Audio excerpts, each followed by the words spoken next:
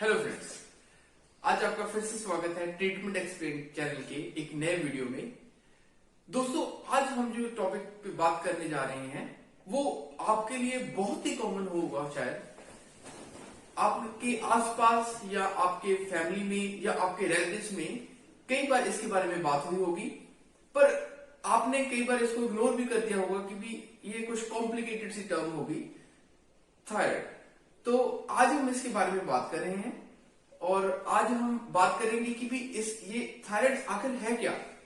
सभी आपको कह देते हैं कि भी डॉक्टर्स कह देते हैं कि भी इस पेशेंट को थायराइड है, इसको कम है, इसको ज्यादा है। तो आज हम इसका बेसिक जानेंगे अच्छे से, तो कि भी ये इसका थायराइड आखिर में होता क्या है और इसका शरीर में काम क्या है, और इसके साथ ही हम बात करेंगे इसके कम या ज्यादा काम करने के कारण होने वाली परेशानियों की। तो दोस्तों, मैं चाहता हूं कि भी आज हम स्टार्ट करें और हमारे इस एपिसोड में आप बने रहें। और सबसे पहले आप प्लीज हमारे चैनल को सब्सक्राइब कीजिए एंड लाइक कर दीजिए, सो दैट कि भी हम आगे से भी ऐसी अच्छी और वीडियोस, आपकी इंफॉर्मेटिव वीडियोस आपके लिए लेके आते रहें। और आपके इन्हीं लाइक्स एंड कमेंट्स से हमें मोटिवेशन भी मिलेगी। तो चलिए दोस्तों, स्टार्ट करते हैं थायराइड ग्लैंड के बारे में। दोस्तों, सबसे पहले मैं आपको बताना चाहता हूं कि भी जो थायराइड ग्लैंड है वो बेसिकली हमारे गले में सिचुएटेड होता है। ये हमारे सभी के गले में सिचुएटेड है और इसका मेन काम 3 हार्मोन्स की प्रोडक्शन है, T3, T4 एंड कैल्सिटोनिन।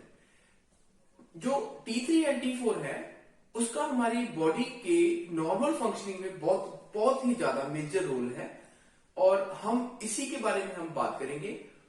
तो जब किसी को थायराइड की प्रॉब्लम होती है तो ये T3 एंड T4 की प्रोडक्शन ज्यादा हो जाती है, मतलब डिमांड से जितनी बॉडी को चाहिए उससे ज्यादा बनती है। इस कंडीशन को हम कहते हैं हाइपरथायराइडिज्म। एंड अगर यही प्रोडक्शन, यही T3 एंड T4 अगर जितना शरीर को चाहिए उससे कम बन रहा है तो उसको हम कह देते हैं हाइपोथायराइडिज्म। तो दोस्तों, हाइपो एंड हाइपर का कॉन्सेप्ट तो हमें क्लियर हो गया। और अब बात करते हैं कि भी अगर हाइपो कंडीशन हो एंड अगर हाइपर कंडीशन हो तो हमारा बॉडी कैसे बिहेव करेगा इस कंडीशंस में। तो दोस्तों, पहले हम बात करते हैं कि भी इनके नॉर्मल फंक्शंस क्या है। जो थायराइड हार्मोन है उसका बेसिक बहुत ज्यादा इंपॉर्टेंट रोल हमारी ग्रोथ एंड डेवलपमेंट में है, जैसे कि हमारे शरीर का बढ़ना, हमारी हाइट का बढ़ना। अगर थायराइड हार्मोन नॉर्मल सिक्रीट होता रहे तो हमारी ग्रोथ एंड डेवलपमेंट वो नॉर्मल चलती है। और वही अगर अब आपको समझ लग गई होगी कि भी अगर ये बॉडी में काम कम करेगा तो एक सबसे बड़ा फैक्टर आएगा ग्रोथ का कम होना। जिन बच्चों में कंजेनिटल जो डेफिशिएंसी होती है थायराइड हार्मोन की, तो उनको क्रेटिनिज्म की प्रॉब्लम होती है बच्चों में, बच्चों की हाइट कम रह सकती है। ऐसे बच्चों में डिलेड माइलस्टोन्स हो सकते हैं, वो अपनी उम्र के बच्चों के मुकाबले कम बड़े होंगे। उनका जो बिहेवियर है, उनका जो माइलस्टोन्स हैं शरीर के बढ़ने के, दिमाग के बढ़ने के, वो पहले से कम होंगे। तो इससे पता चल गया आपको कि भी बहुत ही ज्यादा इंपॉर्टेंट रोल प्ले करता है थायराइड हार्मोन। और वहीं अगर ये इसका प्रोडक्शन ज्यादा बढ़ जाए तो इससे और कॉम्प्लिकेशंस होती हैं। तो जो बड़ों में अगर ये कम बने तो उनमें इम्पेयर्ड इंटेलेक्चुअल्स भी होती हैं, उनका जो व्यक्तित्व विकास है वो नॉर्मल लोगों से कम होता है।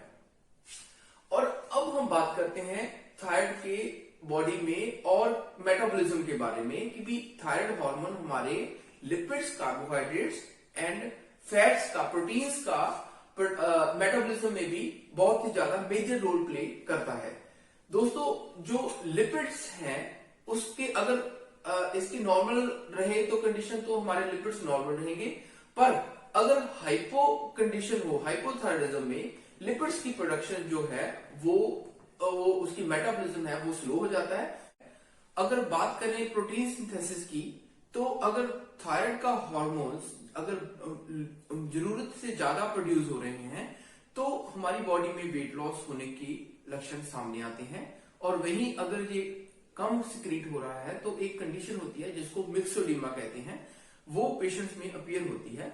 इसके नॉर्मल फंक्शनिंग करने पर हमारा बॉडी नॉर्मल ही रहता है। और वहीं पर अगर कार्बोहाइड्रेट्स की बात करें जो हम खाना खाते हैं, ऐसी कंडीशंस में बॉडी में डायबिटिक लाइक स्टेटस आ जाता है, डायबिटिक लुक्स होती हैं, ऐसी जो कंडीशन होती है क्योंकि कार्बोहाइड्रेट मेटाबॉलिज्म काफी कम हो जाता है। This is just because of insulin resistance.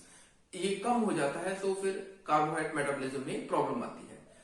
तो अब बात करते हैं कार्डियोवैस्कुलर सिस्टम, यानी कि हमारे हार्ट के बारे में।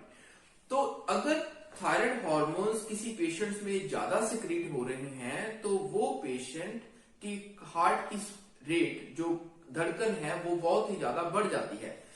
ये किसी पेशेंट के थायराइड के को देखने के लिए, अगर उसको थायराइड है तो हमें उसकी धड़कन को जरूर चेक करना चाहिए। उसकी धड़कन 100 से भी कई बार ज्यादा ऊपर तक धड़कती है, तो ऐसे पेशेंट ज्यादातर गर्ल्स होती हैं और उनको जरूर चेक करना चाहिए कि भी उनको कहीं थायराइड तो नहीं है।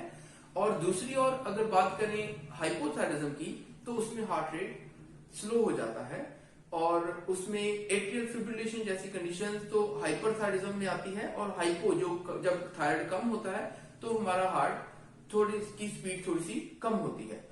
दोस्तों एक इंटरेस्टिंग फैक्ट बताता हूं आपको। जैसे कि मैंने आपको बताया कि भी मेटाबॉलिज्म में थायराइड का बहुत ज्यादा मेन रोल है, तो ऐसे लोग प्रैक्टिकली देखा गया है कि जिनको थायराइड की प्रॉब्लम है, जिनमें ज्यादा थायराइड बन रहा है, ऐसे पेशेंट्स कंप्लेन करते हैं कि भी उनको गर्मी बहुत लगती है। वो ठंड में भी कम कपड़े पहन के घूम रहे होंगे। पर वहीं दूसरी ओर जो थायराइड में, जिनमें थायराइड की कमी है, उनको नॉर्मल से ज्यादा ठंड लगती है। दोस्तों एक और बड़ा सिम्टम है जिससे आप किसी के पेशेंट्स के थायराइड को पहचान सकते हैं, वो है कि भी पेशेंट खाता कम है और उसका वेट बढ़ रहा है, तो ऐसी कंडीशंस को हाइपोथायरिज्म में माना जा सकता है, लक्षण माने जा सकते हैं। और वहीं दूसरी ओर अगर पेशेंट खा बहुत ज्यादा रहा है पर उसका वेट बढ़ नहीं रहा, तो ये भी एक थायराइड के लक्षण हो सकते हैं। पर ऐसा नहीं है कि भी अगर यही दो लक्षण हो तो हम पेशेंट को हाइपो या हाइपरथायरिज्म कह दें। हमें उसके साथ उसकी जो नॉर्मल स्टडी है उसको भी चेक करना पड़ेगा। कुछ और कारण होते हैं, वो भी रूटीन चेकअप करवाने के बाद ही हम कह सकते हैं कि भी उसको ये प्रॉब्लम है या नहीं। और अब बात करते हैं हम इसमें स्केलेटल सिस्टम के बारे में। दोस्तों जो मसल वेस्टिंग है वो हाइपरथायरिज्म में बहुत होती है। आपको पेशेंट लीन एंड थिन दिखेगा, वो पतला सा होगा और उसकी एक्टिविटी बहुत ज्यादा होगी, एंशियस सा रहेगा, ऐसे करेगा कि भी उसको किसी भी हर चीज की जल्दी होती है। ऐसे पेशेंट्स हाइपरथायरिज्म में होते हैं और बड़े ज्यादा ही जल्दी इरिटेट भी हो जाते हैं ऐसे पेशेंट्स। और हाइपोथायरिज्म में पेशेंट को जो बहुत स्लो होते हैं, स्लगिश रिस्पॉन्स होता है, उनका बॉडी का स्ट्रक्चर भी पहले से ज्यादा थोड़ा सा कम होता है, हाइट में कम हो सकते हैं।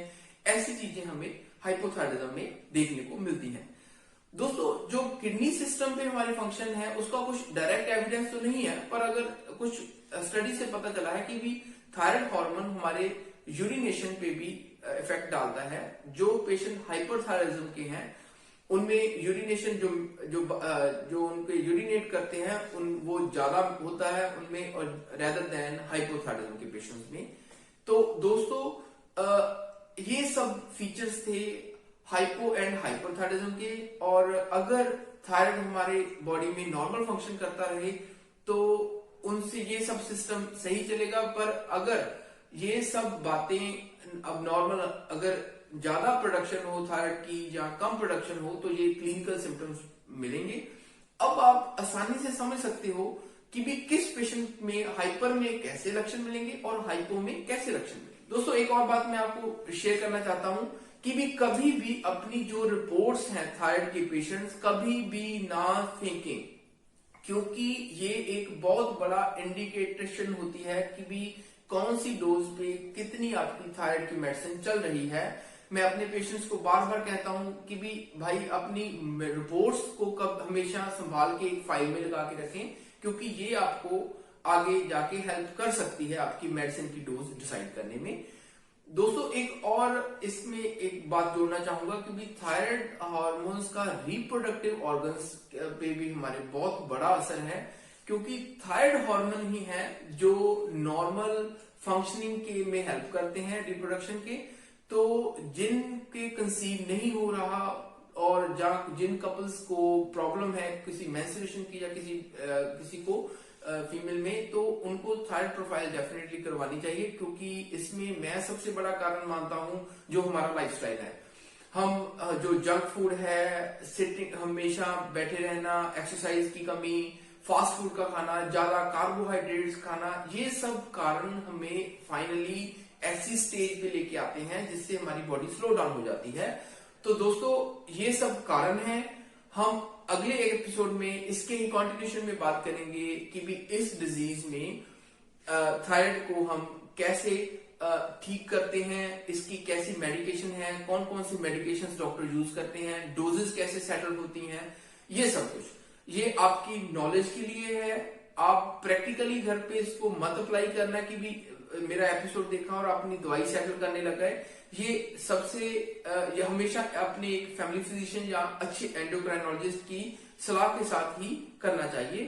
तो दोस्तों अगले एपिसोड तक आपको गुड बाय, और please like and share and comment जरूर कीजिए। इससे हमारा उत्साह बढ़ता है और हमें मोटिवेशन मिलती है कि भी हम ऐसी ही अच्छी वीडियो आपके लिए लेके आते हैं। धन्यवाद।